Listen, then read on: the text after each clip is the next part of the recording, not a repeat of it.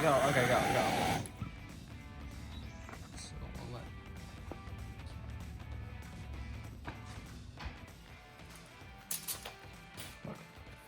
Okay.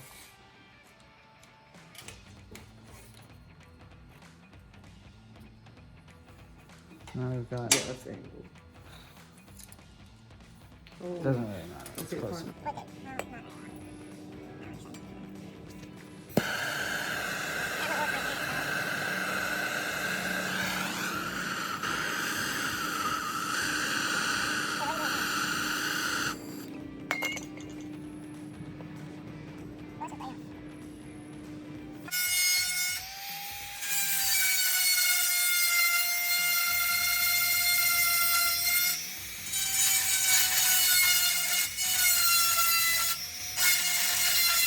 fine.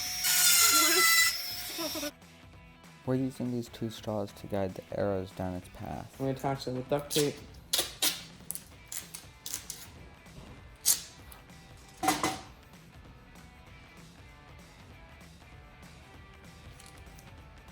This one.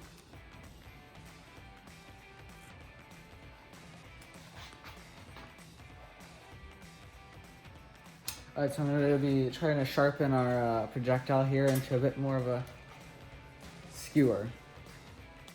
We ended up drilling a small hole in the tip of the skewer before sharpening it, where we could hot glue in a wire that wouldn't dull nearly as quickly as the sharpened wood point did.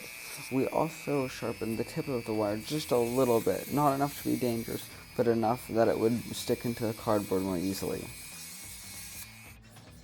With some pilot holes, and then we would start putting the screws in.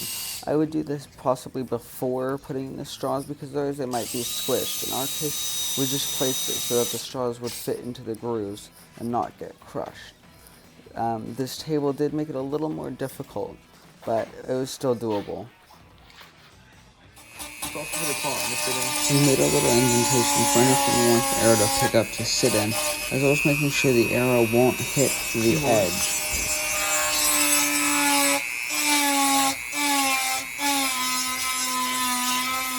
So We're going to attach our rubber bands these to the little side notches to hold the poles. rubber bands To do this, tight, I've so we're chosen gonna wire, and I've made two 3 little little wires grooves here. with You the can see Dremel. One to house the rubber band, wire won't ensuring move it won't because you slip need towards divots the in bottom, and the other to wood make sure the there, and wire rubber won't band fits in slip that off one. the side. So then we're gonna Once I've got squeeze these it in as place, tight I'm going as to tighten possible, them down and as then we're much gonna as try and possible get every on the side. edge.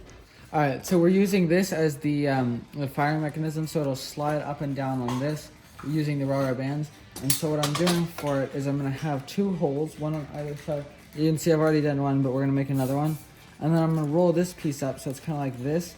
And this is what will make sure that it gets pushed along here, right? So I'm going to cover them both in duct tape, but right now we're going to make this second hole. Alright, so we're going to drill that second hole. And to do that, we're going to get our Dremel going. The Dremel makes really nice sized holes with this bit, so we're going to just stick it in there. Now you don't want the holes too big, but you can say just barely let it through. It's a little bigger than the other one, so I might extend the other one as well. That'll just make sure that the rubber bands can fit through nicely. So look at those 2 holes, beautiful.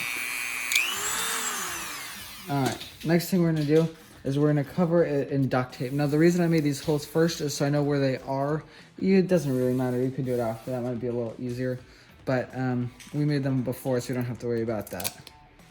So we're going to take our duct tape. Now the duct tape is about twice as big, but that's good because that's exactly what we're going to want, because then we can fold it over and not have to worry about it. So I'm sizing it just to the exact size of this piece. And then once we've got that on there like so, see, we're going to fold it over. Now it's not going to fit all the way across, but that's fine for now. We will get it back folded over in just a sec. So now you can see the holes in there. So we're gonna make those holes pretty clear once again with our Dremel. Going back through here. I'm gonna go the same direction I did the first time. Just cutting through there, super easy. Now with the duct tape, I am trying to make the hole a little smaller. So I'm just, once I get to the other side, I'm gonna stop. This one's a tiny bit small. I'm not going too far because with the duct tape, it really goes through it easily. And then we're gonna patch up this side. So for that side, we don't really need that much duct tape. We're gonna just have a little bit here. same amount about, except this time you can see I've just done half of it. That way we don't have to re-drill the holes. So we can put that on, try and get it on there straight. Like that. Now, it does look like it's a bit larger than I hoped. So we're gonna have to go through those holes again, but that's all right. We can just cover that up and that's looking very nice. So now, because this side is already open, I'm gonna just go through here. And on the other side.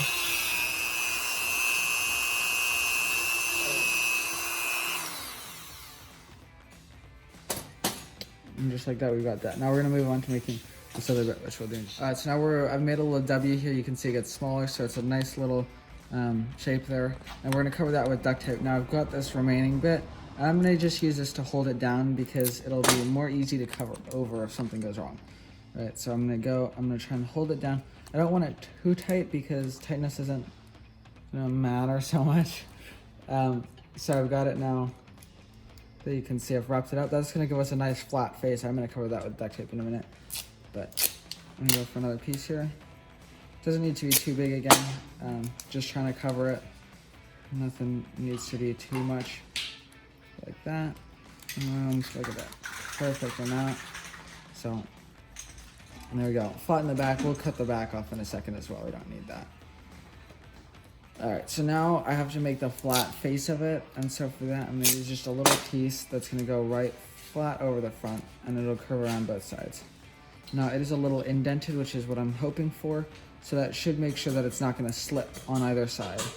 I'm going to keep the sides flat like that, and that should prevent it from hitting the straw too hard. If I put it on like this, I can have little blockers on the sides.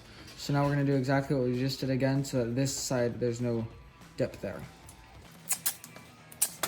Alright, here's this piece. I made it a little bigger so I can get it on the sides as well. And we're going to try and get that right in the middle, which is too close to there. And go like this. Put it around the front, and then flat down sides. I left a little room on the sides here again, because it doesn't really matter. You can see it's a bit uneven, but that's alright. Now, we're going to take this and kind of, we're going to just cut that off. We don't need it. So I don't have scissors, unfortunately, here, so I'm using these nice wire cutters to do the job, but that's anything will do. Cross the excess. And now I'm not even going to tape this down because it's only going to make it more difficult, and the thinner this bottom patch is, the better. So we're going to call that good, and we're going to attach it to our thing here. Alright, so to attach the rubber band to the our little piece there, I'm going to be using wire again because that's a pretty easy way to do it. So we're going to get wire up through the hole, and then I'm just gonna attach it.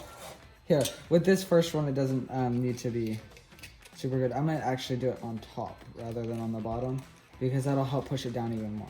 So next we're going to kind of wrap it around here. You probably can't see this. You can. Okay, cool. And again, this one doesn't need to be super tight. We're gonna just call that good right there, and then cut it off.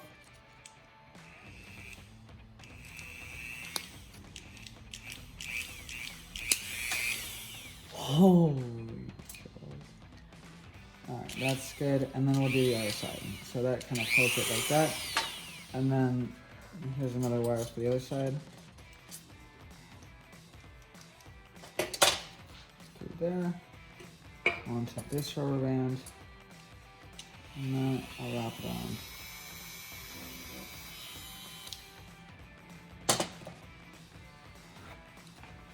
So the important thing here is to make sure that it's actually wrapped around and that one isn't just around the other one. And then we'll be good to go. Alright, so now we're going to be using this extra piece we had laying around to make the handle. So right now it's kind of sharp and we don't really want it sharp. So we're going to take some duct tape and dull that out a bit. Part where I can't get the duct tape off with it. Alright, so it's only going to cover two sides really. So I'm going to do it about halfway here. And then we're going to go around and see how far up the other side it can cover. So now we've got half of it done. This extra bit hanging off, I'm just going to leave there now. If I find something to do with it, I will, but for now it can stay.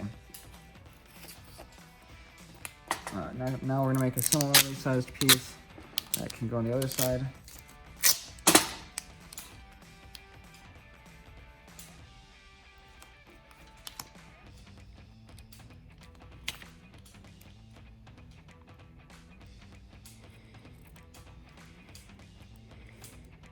Alright, so this top bit, you can see I've left it so that there's no duct tape on there. If you have some, you can just cut it off.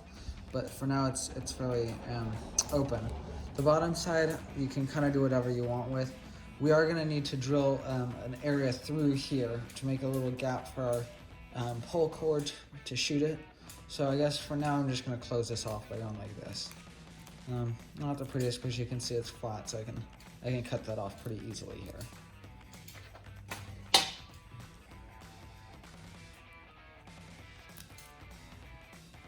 How goes serrated whittling? It's easy.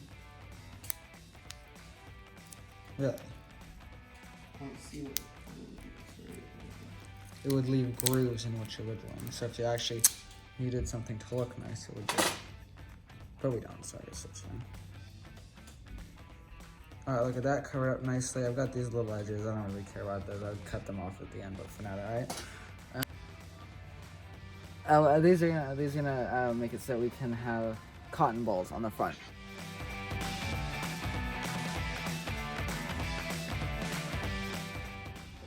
Up, side.